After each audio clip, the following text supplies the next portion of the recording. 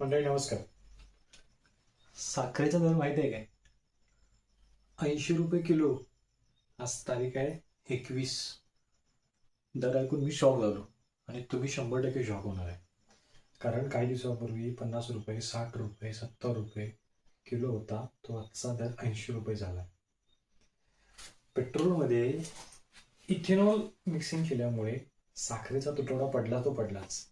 आजच्या डेटला आपल्या देशाची अवस्था अशी आहे की आपला देश परदेशातून आयात करण्याचा प्लॅन करत आहे, एवढा तुटवडा पडला आहे.